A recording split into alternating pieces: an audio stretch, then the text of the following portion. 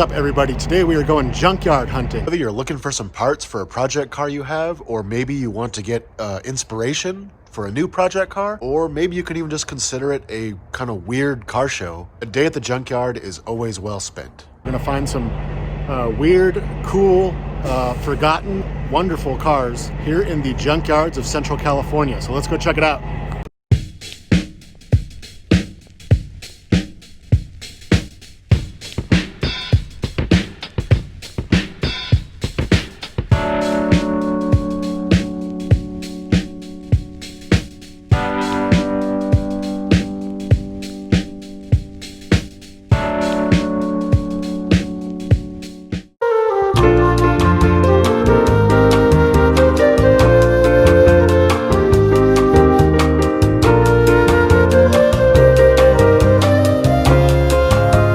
Coming to you from a place known as the Junkyard.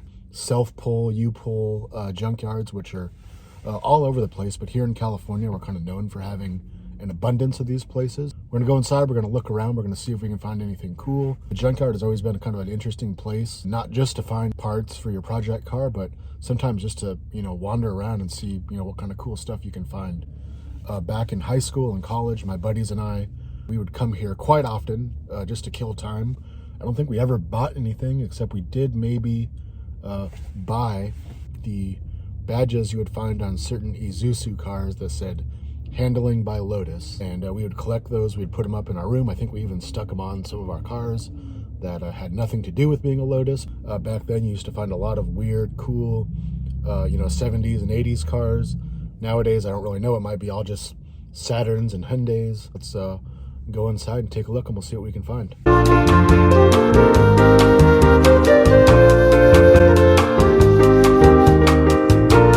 These cars are getting pretty rare, so it is cool to see a pretty unmodified, all original 4-cylinder Mustang LX here.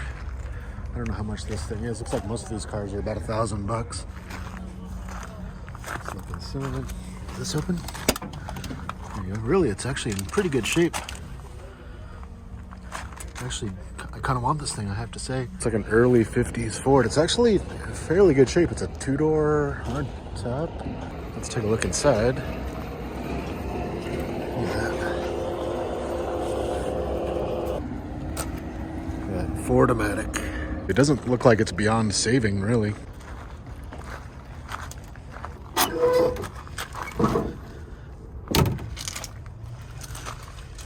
Original steering wheel in there. So the vast majority of the cars you see at the junkyard are going to be something like this Focus right here. Pretty boring if you ask me, but you do still see a lot of stuff like this. Here we have a Ford Festiva. We've got a Ford Escort.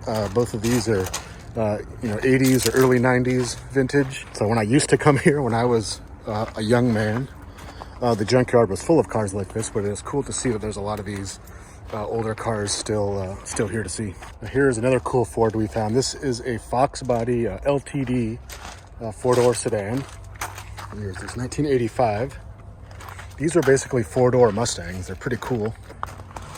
Everything from a Fox Body Mustang bolts onto these. If you've ever wanted to build a 4-door Fox Body, this is the car to go with. It is a 1993 Mercury Cougar Xr7.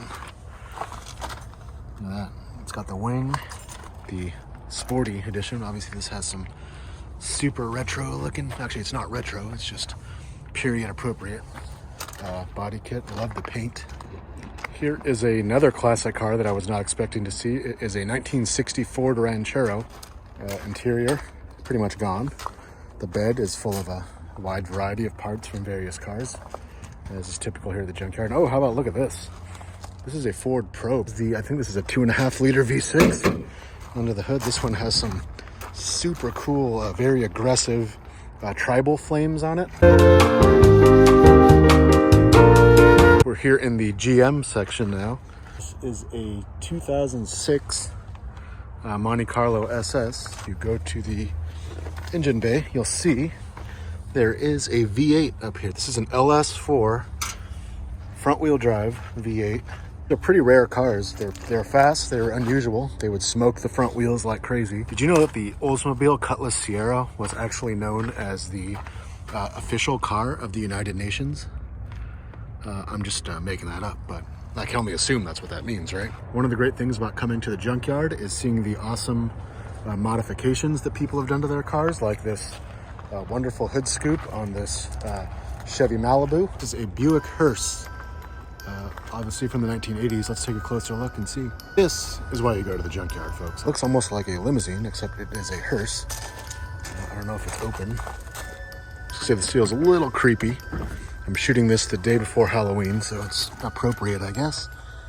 And there you go. Wow, this is right. This feels a little bit weird, I gotta say.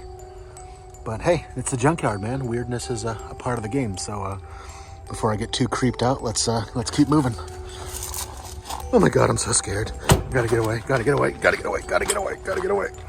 Now here's something a little brighter. This is a Geo Metro, and I like these chromed out wheels. It's got the beefy 1, 2, 3-cylinder engine. Look at that thing. That thing is massive. If you like Geo Metros, this is your lucky day, because we've just found another one, folks. This one is a Metro XFI.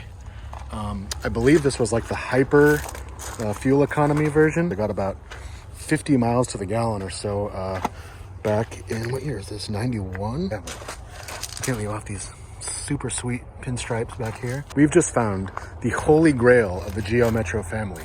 That's right, this is the Geo Metro Convertible. Manual transmission.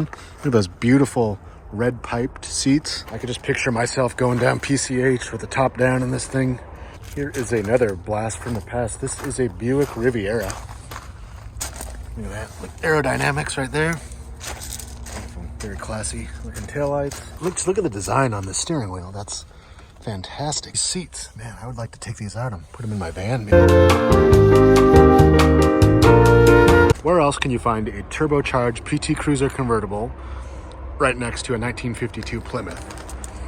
This is a junkyard adventuring, folks. I love it. At one point, I was going to start counting the PT Cruisers, but there's just too many of them. They are everywhere. So if you own one of these cars or need parts for it, I think you can find just about anything you could ever need for a PT Cruiser in the junkyard. So a junkyard like this, they typically arrange the cars by brand. For example, everything over here is GM, and then everything on this side is going to be Chrysler, Dodge, Mopar stuff. But sometimes they do get a car where they don't quite know where to put it, and that is how you get something like this. This is a Studebaker that they just decided to put in the Chrysler section. I cannot blame them for that. Again, I don't know how a car like this winds up in the U-Pull junkyard. It's the Golden Hawk, triumph of craftsmanship with a flair. So what we're looking at here is a Studebaker Hawk. You could kind of consider this the Studebaker version of the Thunderbird, maybe. It is a pretty popular car for modifying. They can look really cool and fixed up. Let's take a look inside. And the interior is pretty much gone. Again, I'm actually surprised by the amount of classic cars I'm finding here in the junkyard in the year 2020. Very interesting. This is an Amc Eagle 4-wheel drive, 81, I believe it says. These were super cool cars, really ahead of their time. So yeah, 4-wheel drive station wagon. The 4-wheel drive there. See if we can look underneath and see. You can see that.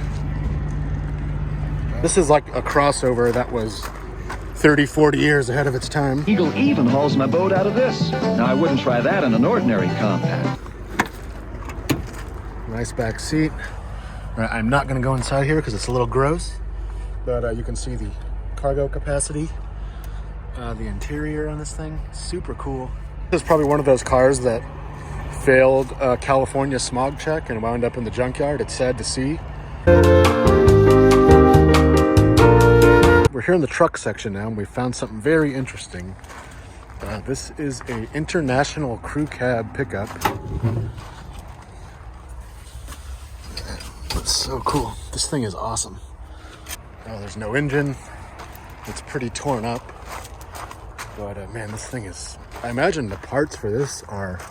If you own one of these and you're trying to restore it, I imagine the parts are not easy to find.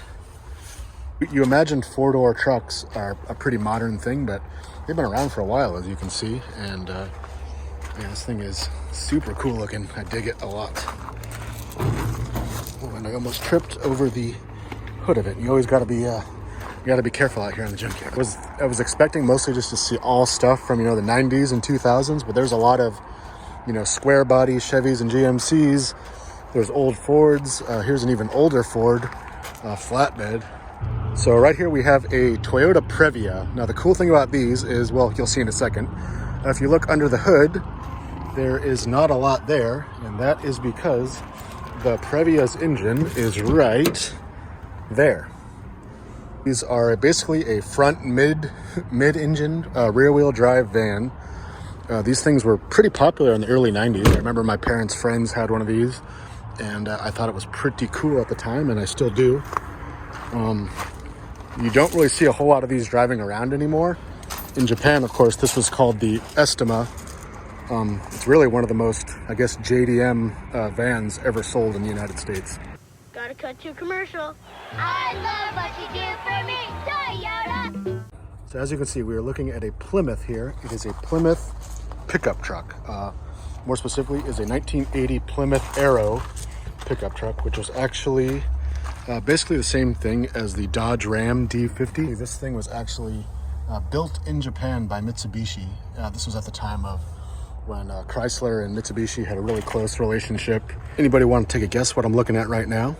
Well, if you guess 1998 Isuzu Amigo, you win. Little two-door off-roader convertible.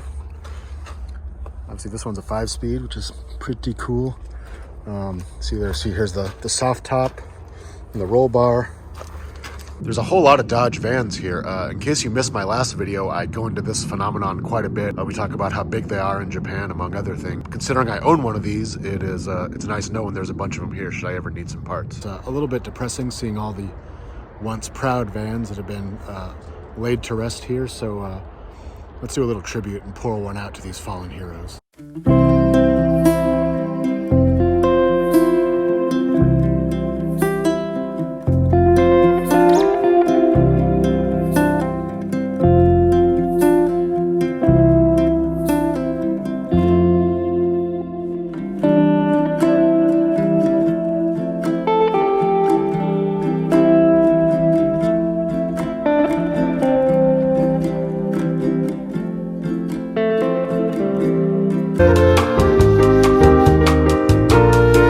My favorite section of the junkyard has always been the import area. It's a wild mix of cars. You'll find everything from Hondas and Volkswagens to you know, Lexus, BMW, Mercedes. It's all mixed together, so it's a lot of fun. You really do not know what you're going to find in here. This is a 1988 Plymouth Colt wagon, which was not actually built by Plymouth. It was built by Mitsubishi, imported for Plymouth, as you see right there. Honestly, this is a car that a lot of people will forget even existed. We just saw a Plymouth Arrow pickup truck again. Now we have a Plymouth Colt wagon. Both of them built by Mitsubishi in Japan. One of those weird crossovers of the American and the Japanese car industry. You know, something like a Honda, obviously people are always going to be looking for parts for. But I mean, nobody has taken anything off this car, and why would they? I mean, no one's driving a car like this. I think it's probably just going to sit here and it'll eventually be thrown to the scrapper back there, actually. That's right, folks. VTEC has just kicked in. Let's see. Are we gonna find a real VTEC under here? I don't know. Oh, the VTEC is gone. That's too bad. We'll keep looking. Here we've got a 2002 Civic Si. Usually when a car like this shows up in the junkyard, it gets stripped out pretty quick, as you can see. People don't really like these things, but they are kind of cool. One of the coolest things was the shifter was up here on the dash for kind of a cool, obviously this one does not have a transmission in it anymore. Here is a Lexus SC. I think this is one of the most underrated Japanese cars of the 1990s. Basically a Toyota Supra in a more luxurious package. If you look under the hood, you'll find the legendary 2JZ. This is the naturally aspirated version, obviously. Here's another Lexus SC. There's actually several of these things here. This is an SC400, which means it has the 1UZ 4-liter V8 under the hood. The Lexus SC is a great car. It's very popular for drifting. It's about 1/10 the price of a Supra. And while you will not find a Mark IV Supra in the junkyard, unless you live in a Fast and Furious kind of world, you will find a lot of Lexus SCs. No face. Oh, I have faith in you, but this isn't a junkyard. This is a garage. There we go. Here is an FC3S Mazda RX-7 rotary engine there. This is the kind of car that the junkyard used to be full of. Nowadays, they're pretty rare, but it is nice that you do still see them from time to time. So here we've got another lovely junkyard find. A 1995 Volvo 850 Turbo Wagon, turbocharged 5-cylinder engine. So the cool thing about these is Volvo actually raced this car in the British Touring Car Championship. Down to 5th position because Jan Lammers has gone past it. The Volvo is state. Fantastic. It's kind of a cult classic. In fact, Hot Wheels actually just recently came out with a die-cast version of this car that's pretty cool. Maintenance is not the easiest thing on one of these, so that's probably how it wound up in the junkyard. Sad to see, but interesting nonetheless. Yes, the Mitsubishi Eclipse Spider. Shout out to my boy Roman Pierce. Don't even think about taking the convertible. He drove one of these on the streets of Miami. Down a little classic film called Too Fast, Too Furious.